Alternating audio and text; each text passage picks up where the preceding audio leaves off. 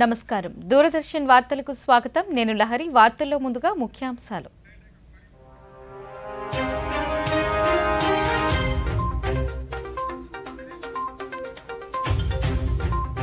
ఈ నెల 5 నుంచి రాష్ట్రపతి 3 దేశాల పర్యటన ఫిజీ న్యూజిలాండ్ తిమోర్ లెస్ట్లో పర్యటించనున్న ద్రౌపది ముర్ము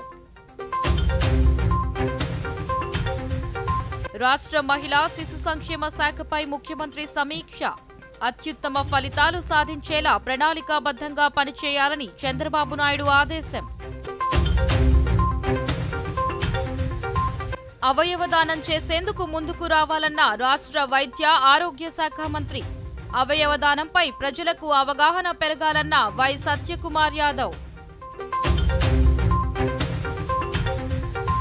జాతీయ పతాక రూపశిల్పి పింగళి వెంకయ్య జయంతి సందర్భంగా ఘనంగా నివాళులు జాతికి త్రివర్ణ పతాకం అందించడంలో ఆ మహనీయుని కృషి మరవలేనిదన్న ప్రధాని నరేంద్ర మోదీ రాజధాని అమరావతిలో ఎమ్మెల్యే ఎమ్మెల్సీ భవనాల సముదాయాలను పరిశీలించిన హైదరాబాద్ ఐఐటి నిపుణుల బృందం వార్తల్లోని వివరాలను చూద్దాం రాష్ట్రపతి ద్రౌపది ముర్ము ఈ నెల 5వ తేదీ నుంచి 10వ తేదీ వరకు 5 దేశాల్లో పర్యటించనున్నారు ఫిజీ న్యూజిలాండ్ తిమోర్ లెస్ట్ దేశాలలో పర్యటించనున్నారు ఈ సందర్భంగా ఆయా దేశాలతో ద్వైపాక్షిక బంధాల బలోపేతమే లక్ష్యంగా పలు అంశాలపై చర్చిస్తారు భారత రాష్ట్రపతి తొలిసారిగా ఫిజీ తిమోర్ లెస్ట్లలో పర్యటిస్తున్నారు ప్రధానమంత్రి Narendra Modi act east policy ప్రకటించినప్పటి నుంచి ఆసియా ఆగ్నేసియా పసిఫిక్ ప్రాంతంపై ప్రత్యేక దృష్టి సారించి ఈ 3 దేశాల యాక్ట్ ఈస్ట్ పాలసీ పరిధిలోకి వస్తాయి ద్రౌపది ముర్ము 5వ తేదీ నుంచి 7వ తేదీ వరకు ఫిజీలో పర్యటిస్తారు ఫిజీతో భారత దౌత్య సంబంధాలు 75 ఏళ్లు పూర్తి చేసుకున్న సందర్భంగా ఆ దేశ అధ్యక్షులు ప్రధానితో ద్రౌపది ముర్ము ద్వైపాక్షిక చర్చలు జరుపుతారు ప్రవాస భారతీయులతోనూ రాష్ట్రపతి సంభాషించనున్నారు 8-9 తేదీల్లో న్యూజిలాండ్లో పర్యటిస్తారు 10వ తేదీన తైమూర్ లెస్ట్లో పర్యటిస్తారు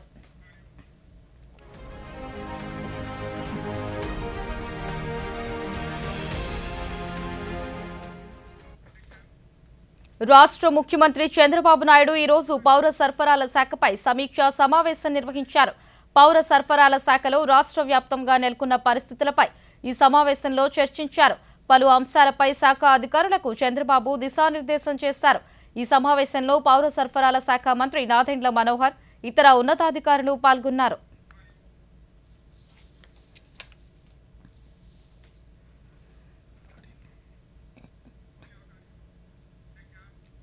పథకాలు అందించడమే కాకుండా వాటి ద్వారా అత్యుత్తమ ఫలితాలు సాధించే విధంగా ప్రణాళికతో పనిచేయాలని మహిళా శిశు సంక్షేమ శాఖ అధికారులకు రాష్ట్ర ముఖ్యమంత్రి నారా చంద్రబాబు నాయుడు సూచించారు సచివాలయంలో మహిళా శిశు సంక్షేమ శాఖపై ఈ రోజు ఆయన సమీక్షా సమావేశం నిర్వహించారు మహిళలు అంగన్వాడీ కేంద్రాలలో చిన్నారుల కోసం అమలవుతున్న కార్యక్రమాలపై ఆయన సమీక్షించారు అంగన్వాడీ కేంద్రాలు మహిళా సాధికారత మాతా శిశు మరణాలు మిషన్ వాత్సల్య కింద చేపట్టిన చైల్డ్ ప్రొటెక్షన్ కార్యక్రమాలపై అధికారులతో సమీక్షించారు గర్భిణీలు బాలింతలకు అమలవుతున్న పథకాలు చిన్నారులకు అందించే పౌష్టికాహార పథకాలపై సమీక్ష చేశారు 2014లో ప్రవేశపెట్టిన బాలామృతం అమృతహస్తం గోరుముద్ద గిరిగోరుముద్ద బాల సంజీవని వంటి పథకాల స్థితిగతులను అడిగి తెలుసుకున్నారు కేంద్ర రాష్ట్ర ప్రభుత్వ నిధులతో అంగన్వాడీ కేంద్రాలలో మౌలిక సదుపాయాల కల్పనపై దృష్టి పెట్టాలని ముఖ్యమంత్రి అధికారులకు సూచించారు రాష్ట్రంలో వీలైనన్ని మహిళల వసతి గృహాలు అందుబాటులోకి తీసుకురావాలని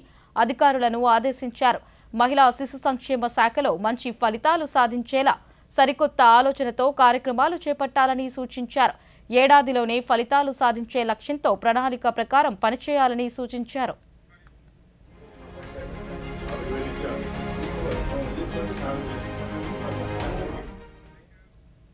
అవయవదానం చేసేందుకు ప్రజలు ముందుకు రావాలని రాష్ట్ర వైద్య ఆరోగ్య శాఖ మంత్రి వై సత్యకుమార్ కోరారు విజయవాడలో జీవన్ దాన్ పై నిర్వహించిన అవగాహన కార్యక్రమంలో మంత్రి అవయవదానానికి అంగీకరిస్తూ సంతకం చేశారు అవయవదానం చేసిన వారి కుటుంబ సభ్యులను ఆయన సత్కరించారు ఈ సందర్భంగా సత్యకుమార్ మాట్లాడుతూ అవయవదానంపై ప్రజల్లో అవగాహన పెరగాలన్నారు సాంకేతికంగా అభివృద్ధి చెందుతున్న ప్రజల ఆలోచన ధోరణిలో మార్పు రాలేదన్నారు రాష్ట్రంలో 260 మంది అవయవదానం కోసం ముందుకు వచ్చారన్నారు అవయవదానం చేసిన వారి అంత్యక్రియల్లో కలెక్టర్ ఎస్పీ పాల్గొని వీరవందనం చేసేలా మార్పులు తెస్తామన్నారు.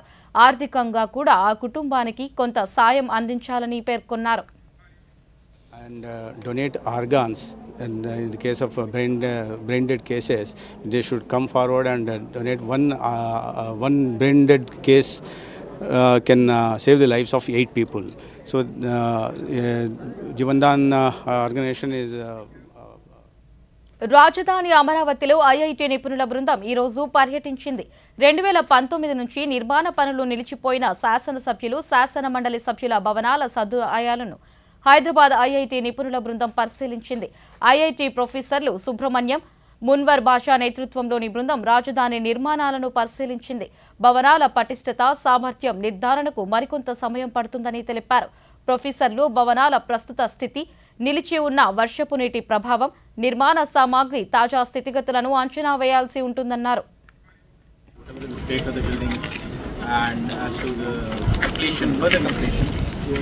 Whatever intended function.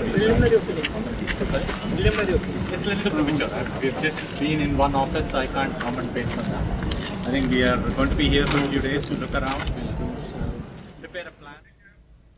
జాతీయ పతాక రూపశిల్పి పింగళి వెంకయ్య జయంతి సందర్భంగా ఆయనకు నివాళులు అర్పిస్తున్నట్టు ప్రధానమంత్రి నరేంద్ర మోదీ పేర్కొన్నారు. జాతికి త్రివర్ణ పతాకం అందించడంలో ఆయన కృషి మరువలేనిదన్నారు. ఈ నెల 9వ తేదీ నుంచి 15వ తేదీ వరకు త్రివర్ణ పతాకాలను ఆవిష్కరించి harghar-tiranga.comలో సెల్ఫీలను పొందుపరచాలని సామాజిక మాధ్యమం ఎక్స్ వేదికగా ప్రధాని కోరారు.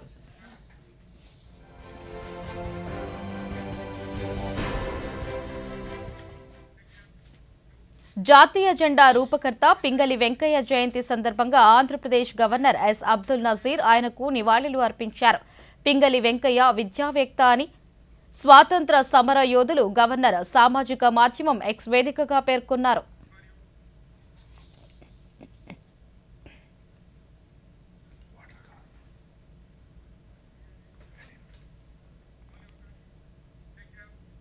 పింగళి వెంకయ్య జయంతి సందర్భంగా ముఖ్యమంత్రి నారా చంద్రబాబు నాయుడు దేశానికి ఆ మహనీయుడు అందించిన సేవలను స్మరించుకున్నారు.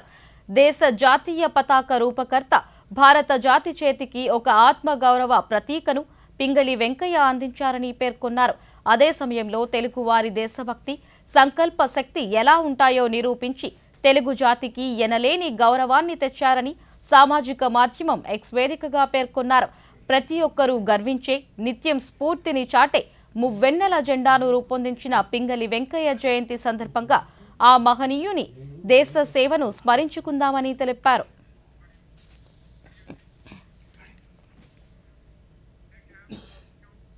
వివిధ నగరాలు, రాష్ట్రాల మధ్య అనుసంధానం, మౌలిక వసతుల కల్పన లేకుండా వాణిజ్య రంగంలో పురోగతి సాధించడం అసాధ్యమని భారత్లోని యుఏఈ రాయబారి his excellency doctor Abdul Nassar అల్షాలి తెలిపారు. మౌలిక వసతులను అభివృద్ధి చేయడంతోనే మరిన్ని నగరాలు, వ్యాపార అవకాశం ఉన్న ప్రాంతాలు రాష్ట్రాలకు అనుసంధానమవుతాయని, తద్వారా వ్యాపార అవకాశాలను మరింత అభివృద్ధి చేయడానికి అవకాశం లభిస్తుందని తెలిపారు. విజయవాడలో అబ్దుల్ నాసర్ అల్షాలీతో దూరదర్శన్ ప్రాంతీయ వార్తా విభాగాధిపతి డాక్టర్ జి కొండలరావు నిర్వహించిన ప్రత్యేక ముఖాముఖిని చూద్దాం.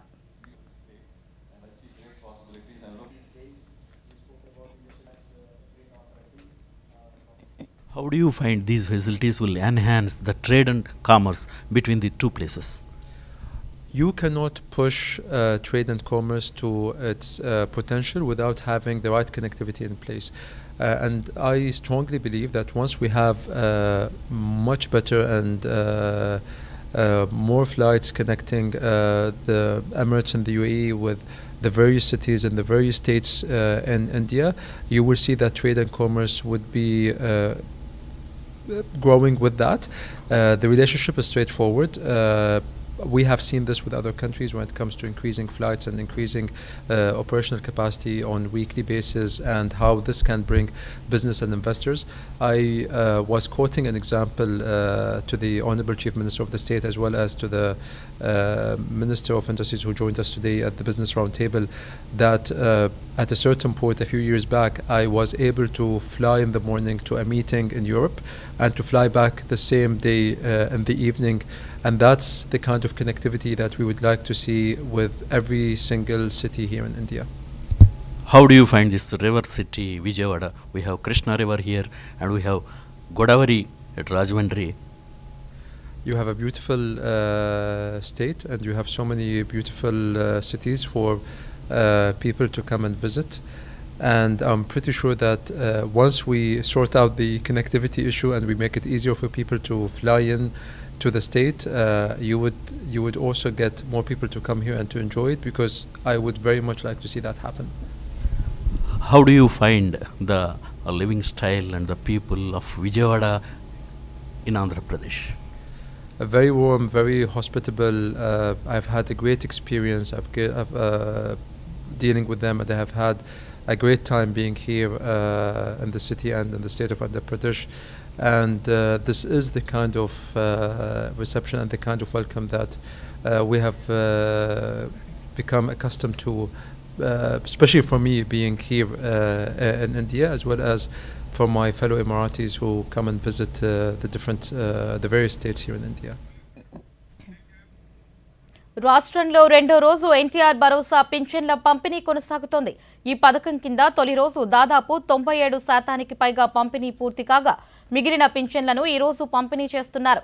మొత్తం 64,82,052 మంది లబ్ధిదారులు పింఛన్లు అందుకోవాల్సి ఉండగా ఇప్పటి వరకు 64,35,347 మంది పింఛన్లు తీసుకున్నారు. దీంతో 99.28% పింఛన్ల పంపిణీ పూర్తయినట్లయింది.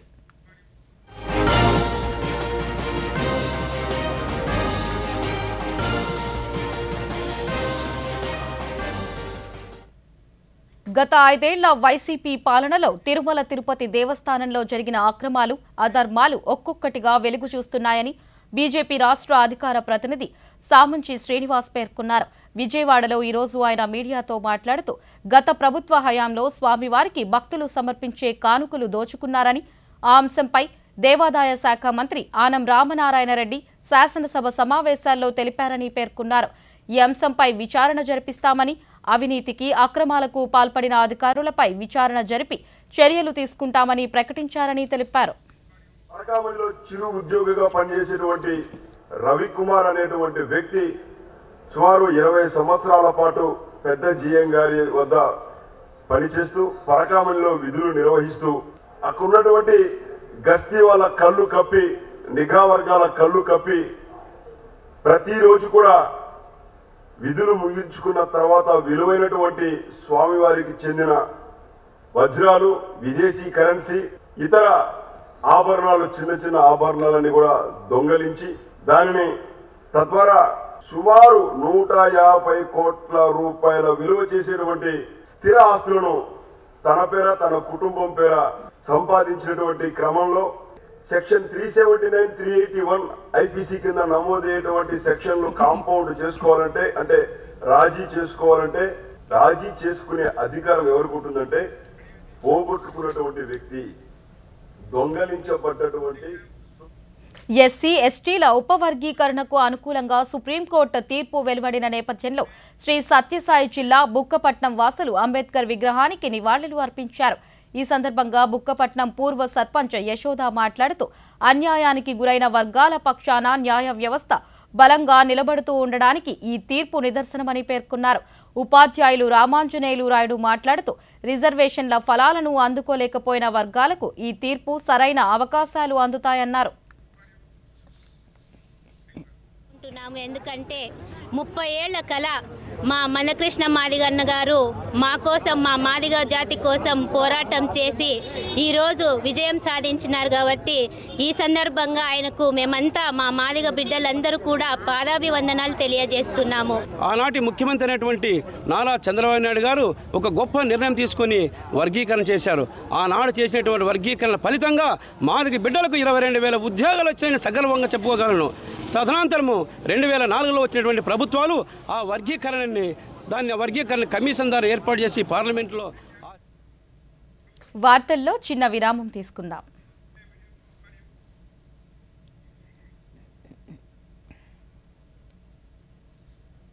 చూసావా చాలు. ఇట్రండి. ఏంటి విషయం? ఫైనాన్షియల్ అసెట్స్ ప్రూఫ్ ఇవ్వాలి, దానివల్ల లోన్ ఆగిపోయింది. చూడు, అకౌంట్ అగ్రిగేటర్లు వచ్చారు. అకౌంట్ అగ్రిగేటర్ బ్యాంక్స్ ఇతరుల వద్ద ఉన్న మీ ఆర్థిక సమాచారాన్ని మీ స్పష్టమైన అనుమతితోనే రుణం ఇచ్చే ఆర్థిక సంస్థలకి తెలియచేస్తుంది. నాన్న, ఇది చాలా తేలిక. ఆర్బీఐ అంటోంది, తెలివిగా ఆలోచించండి, అప్రమత్తంగా ఉండండి. వార్తలకు తిరిగి స్వాగతం. దశాబ్దాల కారణంగా అపష్కృతంగా ఉన్న ఎస్సీ ఎస్టీ వర్గీకరణ సమస్యకు సుప్రీంకోర్టు తీర్పుతో పరిష్కారం లభించడం పట్ల సిక్కోలు జిల్లా వాసులు హర్షం వ్యక్తం చేస్తున్నారు. ఈ నేపథ్యంలో విశ్రాంత ఉద్యోగి జి వాసుదేవరావు మీడియాతో మాట్లాడుతూ అత్యంత వెనుకబడిన కులాలకు అనుకూలంగా తీర్పు రావడంతో నాయకుల కృషి ఫలించిందన్నారు. మాదిగ దండోరా నేత బోసు మన్మథ మాట్లాడుతూ 3 దశాబ్దాలుగా తాము చేస్తున్న పోరాటం ఫలించిందన్నారు. ఆమోదం పలికాయి. రాష్ట్రాలలో ఉన్నటువంటి రాష్ట్రపతుల ఆమోదం మేరకు ఎస్సీ ఎస్టీ వర్గీకరణ అన్నటువంటిది ఏ ఏ కులాలు ఏ ఏ రంగంలోకి వస్తాయి అన్నటువంటి కూడా నిర్ణయించుకోవచ్చని రాష్ట్రాలకి కేంద్ర ప్రభుత్వం తెలియజేయడం జరిగింది. 7 ధర్మాసనం కలిగినటువంటి వారితో ఈ ఎస్సీ వర్గీకరణ కార్యక్రమానికి శ్రీకారం చుట్టింది కేంద్ర ప్రభుత్వం. దీనికి మన గౌరవ ప్రధానమంత్రి గారు ఎంతో చొరవతో ఈ చారిత్రాత్మక నిర్ణయానికి ఆయన శ్రీకారం చుట్టారు. ఒక 50 సంవత్సరాల నుంచి పోరాటం జరుగుతున్నటువంటి ఎస్సీ మాదిగ ఈ వర్గాల మధ్య జరుగుతున్నటువంటి పోరాటానికి నడుం కట్టుకొని పోరాటం చేసినట్టు కృష్ణమాదిగ నిజంగా ఆయన పోరాటం ఈరోజు ఫలించింది. సామాజిక అసమానతలు, ఆర్థిక షెడ్యూల్ కాస్ట్ ఆర్ షెడ్యూల్ ట్రైబ్లో భారతదేశంలో సామాజిక ఆర్థిక అసమానతలు ఉన్నాయని ఉన్నత న్యాయస్థానం సుప్రీంకోర్టు గోవుల సంరక్షణ కోసం అహర్నిశలు పాటుపడుతున్న హిందూ ధర్మ రక్షణ సమితి సభ్యులపై ఇటీవల విజయనగరంలో జరిగిన దాడిని ఖండిస్తున్నట్లు సమితి రాష్ట్ర కార్యదర్శి వేణుగోపాల్ తెలిపారు. విజయనగరంలో ఈ రోజు ఆయన మీడియాతో మాట్లాడుతూ అక్రమంగా గో కబేలాలు నిర్వహిస్తున్న వారిపై ప్రభుత్వం కఠిన చర్యలు తీసుకోవాలని కోరారు. సమితి సభ్యులు శ్యామ్ సుందర్ మాట్లాడుతూ గోవులను రక్షించవలసిన బాధ్యత అందరిపై ఉందన్నారు. వెళ్ళి గోశాల పరిస్థితి ఎలా ఉంది ఏంటి అని చెప్పి చూడడం జరిగింది. అక్కడ గోశాలలోని పరిస్థితుల్లో ఏమీ కూడా బాగోలేదు. వాళ్ళేమో ఇన్ని ఆవులు వస్తాయని మాకు ముందుగా తెలియదు కదండి, అంచేత మేము ఈ ఆవులన్నీ కూడా మా తోటలో కట్టిస్తామని చెప్పారు. మరుసటి రోజు పొద్దున్న మంగళవారం మా కార్యకర్త ఈయనతో పాటు కొంతమంది అందరూ కూడా వెళ్ళడం జరిగింది. శ్యామ్ సుందర్ గారు ఈయన వెళ్ళిన తర్వాత అక్కడ పరిస్థితి చూస్తే కుక్కలు ఆ దూడని తినేసాయి, ఇంకో దూడకి చెవులు కొరికేసాయి. మిగతావి మరి ఏమిటి అన్నది తెలియదు. ఇలాగైనా చూసుకోవడం ఏంటి అని చెప్పి పాము పుట్టలు ఉన్నాయి తోటల నిండా. పాములు ఏమిటవుతాయి, ఎలాగా బతుకుతాయి, ఎంతవరకు ఎన్ని బతుకుతాయి, ఎన్ని చచ్చిపోతాయో తెలియని పరిస్థితి. సుమారు 230 గోవుల్ని గుజ్జింగ్ వలస ఓం శక్తి గోశాలకి తరలించడం జరిగింది. దాని యొక్క యజమాని అట్టాడ రామకృష్ణ. అయితే దాని గోశాల అని పేరు పెట్టిన తప్ప అక్కడ సాల గాని ఏమీ కూడా లేదు. కేవలం పక్కనున్న రైతుల తాలూకా పొలాల్లో ఈ గోవులన్నీ. చిత్తూరు నగరపాలక సంస్థ పరిధిలో పనిచేసే కార్మికులకు కార్పొరేట్ స్థాయిలో ఉచిత వైద్య సౌకర్యం కల్పించేందుకు కృషి చేస్తామని జిల్లా కలెక్టర్ సుమిత్ కుమార్ తెలిపారు. నగరపాలక సంస్థల్లో కార్మికులకు 2 రోజుల పాటు నిర్వహించే ప్రత్యేక వైద్య శిబిరాన్ని ఆయన ప్రారంభించారు. ఈ సందర్భంగా కలెక్టర్ మాట్లాడుతూ కార్పొరేషన్లో పనిచేసే కార్మికులకు ఆరోగ్య సమస్యలు ఎదురైనప్పుడు ఎక్కువ మొత్తాన్ని భరించలేరని తెలిపారు. వీరికి మంచి వైద్యం అందించేందుకు జిల్లాలో 7 ఆసుపత్రులను ఏర్పాటు చేస్తామన్నారు. మీకు వల్నరబిలిటీస్ ఉంటాయి, మీకు బేసికలీ ఈ హెల్త్ సంబంధించి ఇష్యూస్ మీకు రావచ్చు. మీ హెల్త్ గురించి మీకు బాగా అవగాహన ఉండాలి. మీరు మీ హెల్త్ సంబంధించి చాలా జాగ్రత్తగానే ఉండాలి. రెండోది ఇది కూడా డిస్కషన్ చేయడం జరిగింది. మీరు ఎప్పుడైనా ఒక ప్రైవేట్ హాస్పిటల్కి వెళ్తారు, అక్కడ చాలా డబ్బు ఖర్చు అవుతుంది. సో మీకు అక్కడ సపోర్ట్ ఉండాలి. సో ఈ సందర్భంగా నా ఆఫీస్ నుంచి 7 ప్రైవేట్ హాస్పిటల్స్కి తిరుపతి కూడా ఒక లెటర్ రాయడం జరిగింది. ఆ లెటర్లో నేను రాశాను, మీరు ఎప్పుడు వస్తే ఆ లెటర్ కాపీతో సహా ఏం డబ్బు తీసుకోకుండా మీకు ఫ్రీ ట్రీట్మెంట్ ఇవ్వాలి. ఆ లెటర్ కాపీ కమిషనర్ గారి దగ్గర ఉంది. నేను కమిషనర్ గారికి రిక్వెస్ట్ చేస్తున్నాను, ఆ లెటర్ కాపీ మీకు షేర్ చేయాలి. ఒక్కసారి ప్రైవేట్ హాస్పిటల్ మీకు ఆ రిప్లై ఇవ్వలేకపోతే మీరు ఇమీడియట్ గా కమిషనర్ గారి ఆఫీస్కి రావచ్చు. కమిషనర్ గారి ఆఫీస్ నుంచి మీకు భారతదేశం చంద్రయాన్-3 అంతరిక్ష నౌక చంద్రుని దక్షిణ భాగంలో విజయవంతంగా దిగిన చారిత్రక ఘట్టాన్ని పురస్కరించుకుంటూ ఈ నెల 23న జాతీయ అంతరిక్ష దినోత్సవాన్ని నిర్వహిస్తున్నారు. ఇందులో భాగంగా కాకినాడ, విశాఖపట్నం, శ్రీకాకుళంలో వర్క్షాప్లు నిర్వహించాలని పశుసంవర్ధక, పాడి పరిశ్రమ, మత్స్య మంత్రిత్వ శాఖ నిర్ణయించింది. రాష్ట్ర మత్స్య సాంకేతిక పరిజ్ఞాన సంస్థ కాకినాడలో ఈరోజు వర్క్షాప్ను నిర్వహించారు. ఈ వర్క్షాప్లో ఫిషింగ్ వెసల్ కమ్యూనికేషన్ పరికరాలలో ఇండియన్ స్పేస్ రీసెర్చ్ ఆర్గనైజేషన్ పాత్ర, దాని పనితీరును మత్స్యకారులకు వివరించారు. బోటుకి దాన్ని పెట్టుకోవడం వల్ల ఉపయోగం ఏంటి అనేది డిస్కస్ చేయడం జరుగుతుంది. అలాగే లింక్ ద్వారా మనకి అహ్మదాబాద్ నుంచి కూడా లైవ్ క్లాసెస్ ఇస్తారు. ఏంటంటే ఇది మెయిన్ థీమ్ ఏంటంటే touching the lives while touching the moon.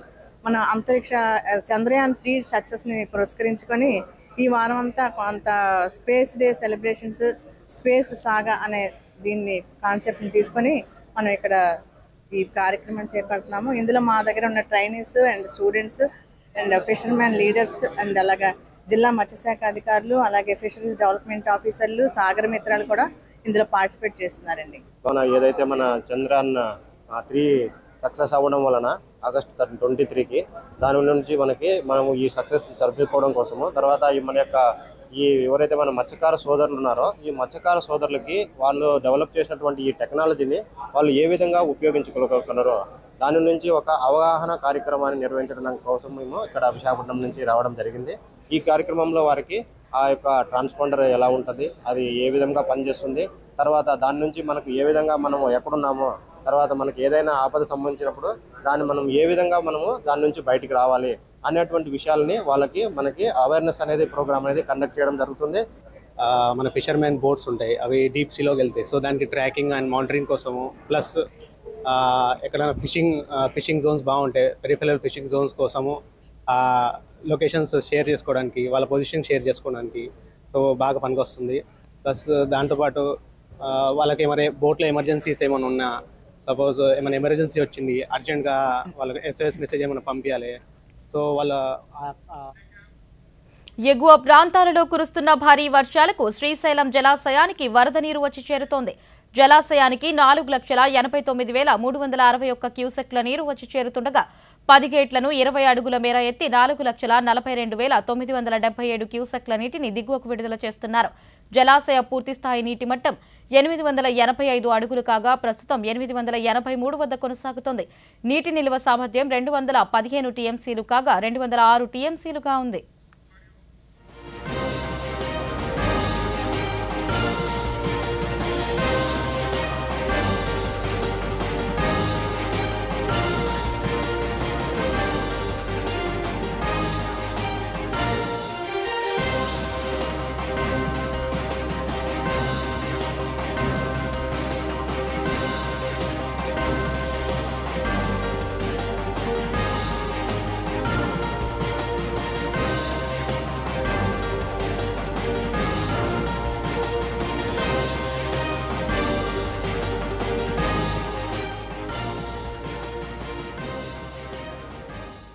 NEET UG 2024 పరీక్ష ప్రశ్నపత్రం లీకేజీ వ్యవహారంలో సుప్రీంకోర్టు మరోసారి కీలక వ్యాఖ్యలు చేసింది. ఈ పరీక్షను రద్దు చేయాల్సిన అవసరం లేదంటూ ఇటీవల కీలక తీర్పు ఇచ్చిన ధర్మాసనం ఇందుకు గల కారణాలను వివరిస్తూ ఈ రోజు మళ్లీ తీర్పును వెలువరించింది. ఈ తరహా ఘటనలు పునరావృతం కాకుండా లోపాలను సరిదిద్దుకోవాలని ఎన్టీఏను సూచించింది. భవిష్యత్తులో ఇలాంటివి జరగకుండా చూసుకోవాల్సిన బాధ్యత ఎన్టీఏదేనని జస్టిస్ డివై చంద్రచూడ్ నేతృత్వంలోని ధర్మాసనం స్పష్టం చేసింది. ఎన్టీఏ పనితీరు, పరీక్షల్లో సంస్కరణల కోసం నియమించిన ఇస్రో మాజీ చైర్మన్ కె రాధాకృష్ణన్ నేతృత్వంలోని కమిటీకి సుప్రీంకోర్టు పలు ఆదేశాలు జారీ చేసింది. ఈ ప్యానెల్ను మరింత విస్తరించాలని, పరీక్షా విధానంలో లోపాలను సరిదిద్దడానికి అవసరమైన చర్యలపై కమిటీ సెప్టెంబర్ 30లోగా నివేదికను అందజేయాలని ఆదేశించింది.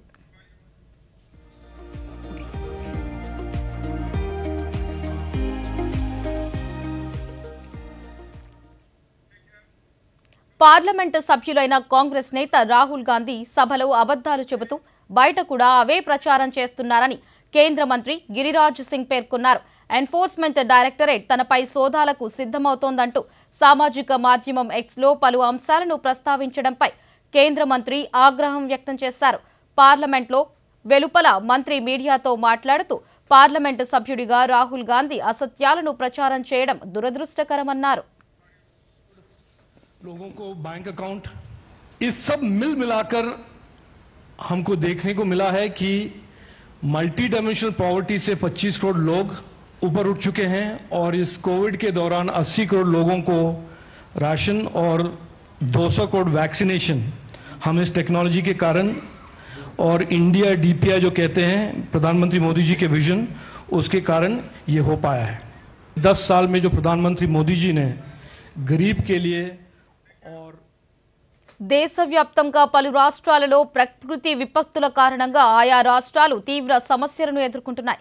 కేరళ, హిమాచల్ ప్రదేశ్, ఉత్తరాఖండ్ రాష్ట్రాలలో భారీ వర్షాలు, వరదల కారణంగా తలెత్తిన విపత్కర పరిస్థితుల నేపథ్యంలో ఆ ప్రాంతాలలో సహాయక చర్యలు కొనసాగుతున్నాయి. కేరళ వయనాడ్లో కొండ చర్యలు సృష్టించిన విషాదం ఎన్నో కుటుంబాల్లో తీరని వేదన మిగిల్చింది. మృతుల సంఖ్య రోజురోజుకు పెరుగుతుంది. చుర్మల, ముండక్కై గ్రామాల మధ్య బ్రిడ్జ్ నిర్మాణం పూర్తవడంతో ఈ గ్రామాల్లో తిరిగి రాకపోకలు ప్రారంభమయ్యాయి. ఈ నేపథ్యంలో కేరళ ప్రభుత్వం కూలిపోయిన భవనాలు, శిథిలాల కింద చిక్కుకున్న వారిలో ప్రాణాలతో బయటపడిన వారి కోసం సహాయక చర్యలను ఉధృతం చేసింది. ఇక జాగిలాల సహాయాలతో మృతుల జాడలను గుర్తిస్తున్నారు. హిమాచల్ ప్రదేశ్లో తుఫాను కారణంగా 5 మంది మృతి చెందగా 50 మంది గల్లంతయ్యారని ఆ రాష్ట్ర ప్రభుత్వం ప్రకటించింది. ఈ రాష్ట్రంలోని కాంగ్రా, కుల్లు, మండీలో ఈ రోజు కూడా భారీ వర్షాలు కురిసే అవకాశం ఉండడంతో భారత వాతావరణ శాఖ ఈ ప్రాంతాలకు రెడ్ అలర్ట్ జారీ చేసింది. ఇక ఉత్తరాఖండ్ వరదల కారణంగా మార్గంలో చిక్కుకున్న కేదార్నాథ్ యాత్రికులను సురక్షిత ప్రాంతాలకు చేర్చేలా రక్షణ చర్యలను ముమ్మరం చేశారు. ఈ సంక్షోభ సమయంలో వరద బాధితులకు అన్ని విధాలుగా అండగా ఉంటామని కేంద్ర హోంమంత్రి అమిత్ షా ప్రకటించారు.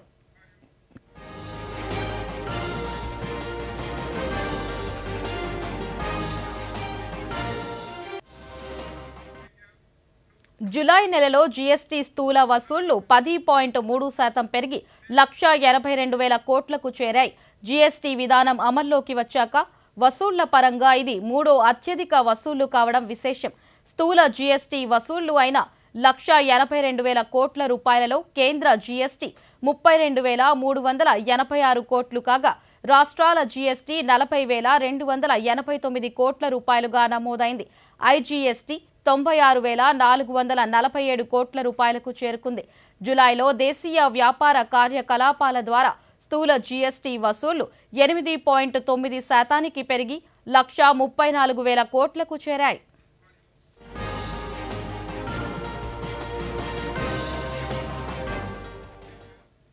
దేశీయ స్టాక్ మార్కెట్ సూచీలు వరుస లాభాలకు ఈరోజు బ్రేక్ పడింది. సెన్సెక్స్ దాదాపు 900 పాయింట్లు నష్టపోగా నిఫ్టీ 24,700కు చేరుకుంది. ఇక ఉదయం 81,158 పాయింట్ల వద్ద నష్టాలలో ప్రారంభమైన సెన్సెక్స్ రోజంతా నష్టాలలోనే కొనసాగింది. చివరకు 885 పాయింట్ల నష్టంతో 80,981 వద్ద ముగిసింది. ఇక నిఫ్టీ 293 పాయింట్ల మేర నష్టపోయి 27,717 వద్ద స్థిరపడింది. ఇక డాలర్తో రూపాయి మారకం విలువ 84 రూపాయల 60 పైసలుగా నమోదైంది.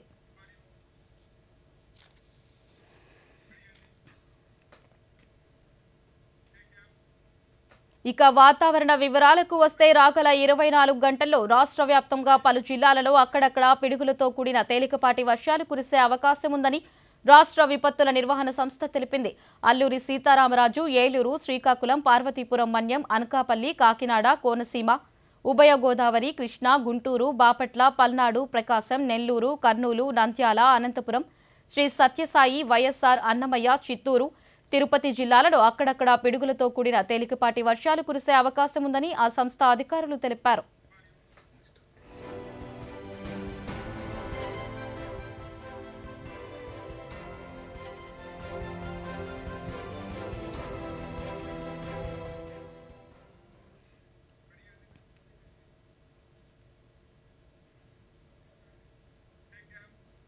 ఈ వార్తలు ఇంతటితో సమాప్తం. నమస్కారం.